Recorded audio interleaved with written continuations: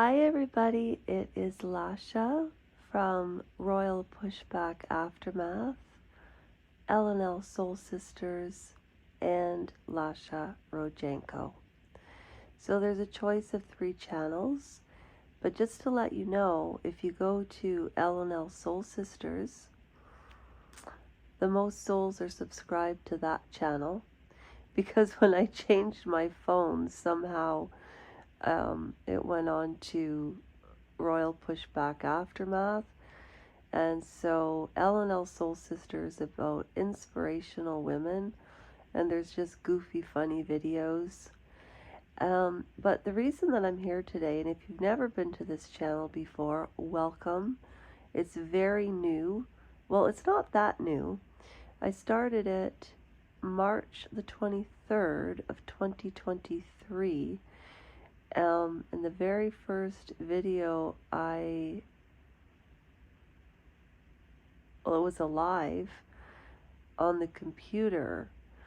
You can't do lives on an iPhone until you have 1,000 subscribers. I like to say participants, but at any rate, welcome to the channel. I do a mishmash of subjects, but on to the royal situation.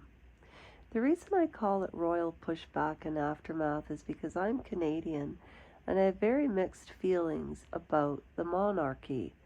I do not believe in any way, shape, or form that they were related somehow to Jesus, because Jesus didn't have children. So I'm not quite sure what the history is in that regard, but I'm still researching that, researching Prince Philip's mother, Alice, and Omid Scobie's book, The Endgame. I did a little 6-part series that's on this channel, and if you go to L&L Soul Sisters on the community page, you'll find the exact same playlist on Royal Pushback Aftermath. So I watched the ITV interview, and all I can really say is, haven't we had enough? But here's the problem. How do they get, I don't know who published this book, what publisher it was.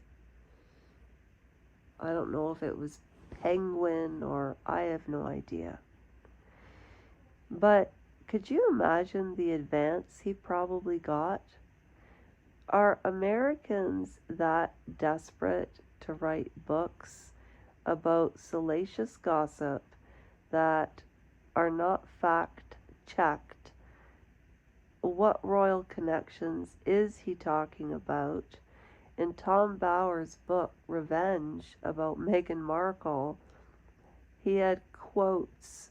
And when Cherry Denise was reading it, she's just said, I love quotes.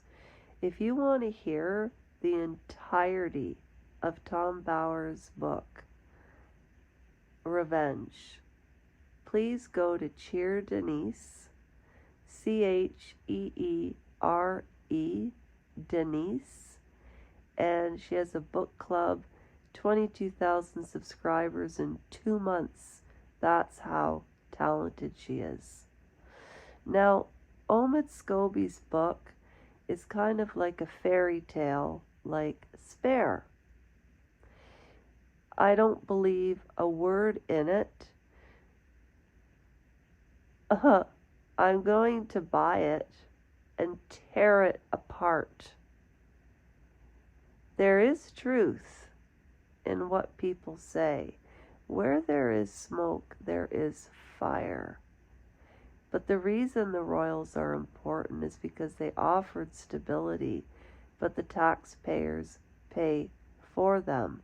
They're expected to behave in a particular way, which is very cultish.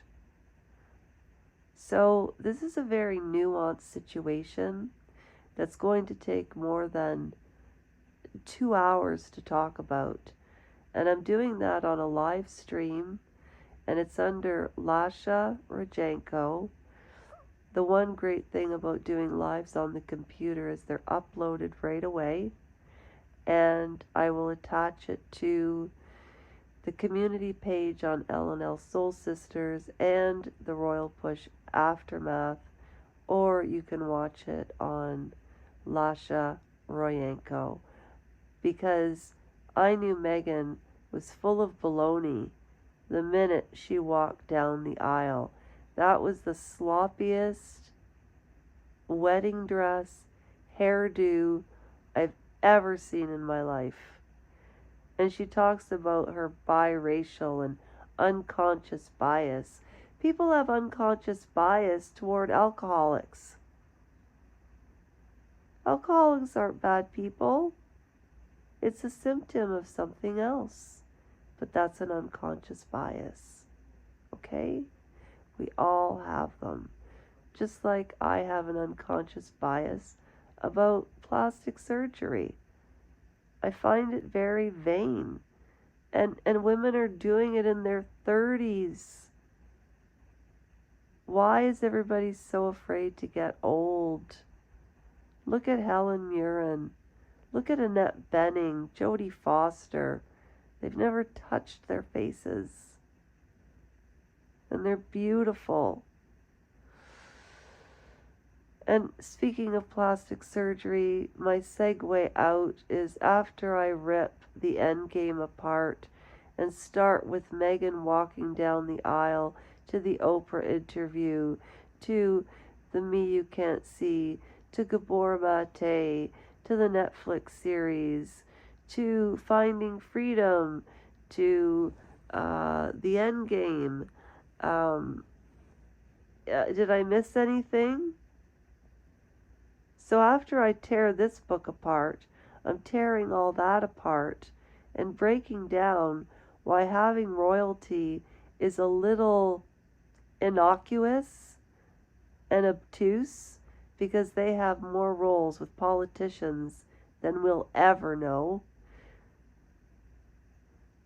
I know somebody who went to England and they said there were so many tiaras with diamonds it was sickening. And if they sold them to the rich, they could probably feed the whole Commonwealth. And also, why are people hungry in Canada? Oh, there's so many causes. And the royal family can do so much. I'm trying to fight a good fight in Canada on change.org. That's why I do things about Prince Harry. That's why I put out that video about, hey, Megan, if you don't want him, I'll take him. He's so malleable. If I could get a hold of him for 5 minutes, I know I can change him into a good person.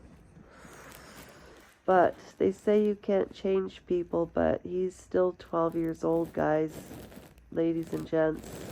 Lads and lasses, I'm going to bed. Oh, did I just show me face? I hope not. Thank you for listening, and keep care of yourselves. I'll keep doing the same. And as Mel Gibson said when he played William Wallace, I can see the strength. I can see the strength in your eyes. Good night.